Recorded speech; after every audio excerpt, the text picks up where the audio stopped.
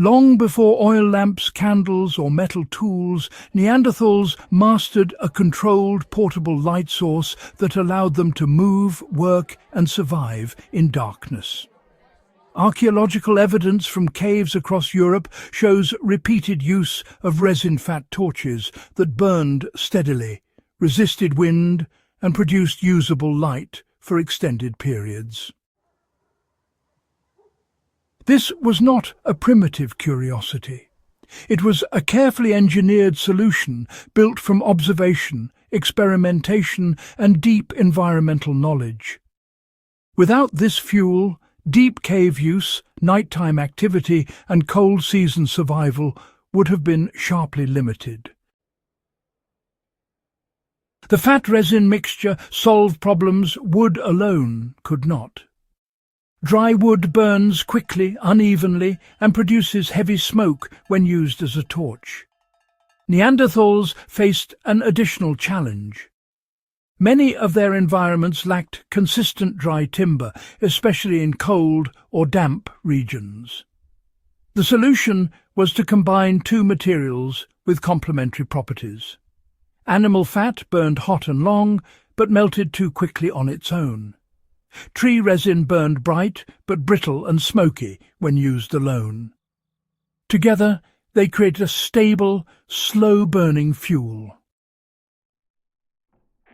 This mixture transformed fire from a stationary tool into a mobile resource. Light could now be carried reliably through caves, forests, and open terrain. Archaeological evidence confirms deliberate fuel engineering. Residue analysis from stone tools and cave surfaces shows consistent traces of pine resin mixed with animal lipids. These are not accidental deposits. They appear in repeated layers, often near hearths or along cave walls, suggesting, routine preparation and use. Some sites show scorch patterns consistent with torch use rather than open fires. These findings confirm that Neanderthals were not simply feeding sticks into flames. They were, in fact, manufacturing fuel. How the fat resin fuel was likely prepared. While, of course, no written records exist, the process can be reconstructed from materials available and physical evidence. Resin was collected from conifer trees by scraping hardened sap or warming bark near a fire to release fresh resin. Animal fat came from marrow, subcutaneous tissue, or rendered cooking fat. The fat was gently warmed to liquefy it, then mixed with softened resin, until it formed a thick, sticky compound.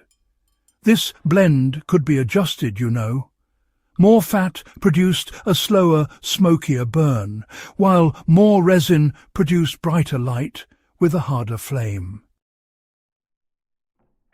For modern experimentation, this same principle applies. Gentle heat is essential, really. Overheating destroys resin properties and causes excessive smoke. Why did the mixture burn longer and brighter than wood? Well, resin contains volatile compounds that ignite easily, providing light. Fat contains dense energy that burns slowly. When combined, the resin acted as an ignition and light source, while the fat sustained the burn. This balance allowed torches to burn for extended periods without, constant replacement. It also reduced dripping, which was honestly one of the main problems with pure fat torches. In practical terms, this meant fewer fuel interruptions and, safer movement in darkness. Torch construction mattered just as much as the fuel itself. The fuel, interestingly, was not simply ignited on its own. Instead, it was applied to a carrier. Evidence suggests that twisted plant fibers, bark strips, moss, or even animal sinew were used as wicks or bindings. The fat resin mixture was smeared or packed into these materials, which held the fuel in place as it burned. Some torches were likely layered, with fresh fuel added over time. This modular approach extended burn life and allowed maintenance without, full replacement. A modern parallel would be wrapping a resin-fat mixture into cloth or fibre to regulate the burn rate. Smoke control and light quality were, well, understood intuitively. Too much resin produces thick smoke, while too much fat results in dim light. Neanderthals adjusted these ratios depending on the task and the environment. For deep cave exploration, they needed brighter light with less smoke. Outdoor use, on the other hand, could tolerate more smoke in exchange for a longer burn.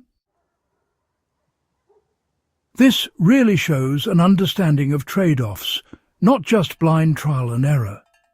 Their fuel was adaptable.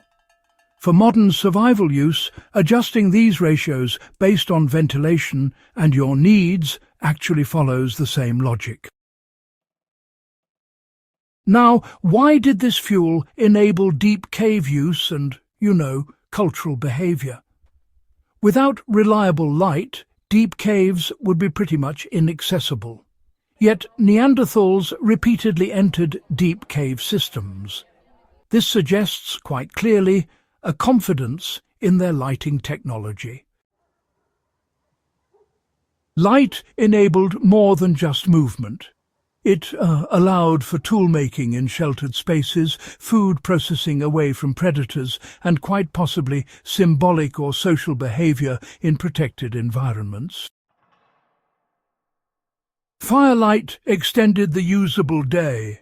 That alone is honestly a major survival advantage. Why this knowledge was lost and, later reinvented. As humans transitioned to different environments and technologies, resin-fat torches were replaced by oil lamps and eventually candles. The principle remained, but the original method, faded from memory. Yet medieval pitch torches, Viking resin fires, and early modern grease lamps all echo the same logic. Combine volatile ignition with dense fuel. Control burn with structure. The Neanderthal solution was not primitive. It was foundational. How this ancient method can still be applied today. For modern practitioners, this technique offers a backup lighting method when manufactured fuels are unavailable. Resin can still be collected.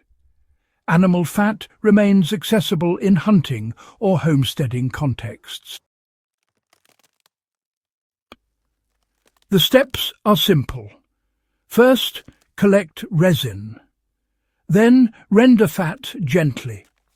After that, combine slowly. Next, apply to a fibrous carrier. Finally, test burn and adjust the ratio. It requires care, not technology. What the Neanderthal torch reveals about early intelligence is, pretty remarkable. This fuel shows planning, material science, and iterative learning. It really disproves the idea that Neanderthals merely reacted to their environment. They engineered solutions. Light is not optional. It is transformative. Neanderthals understood that tens of thousands of years before modern fuels. If this guide expanded your understanding of ancient survival technology and the depth of early human ingenuity, subscribe to Backyard Wisdom Share this episode with fellow history enthusiasts and help keep practical knowledge alive that connects our modern world to its deepest roots.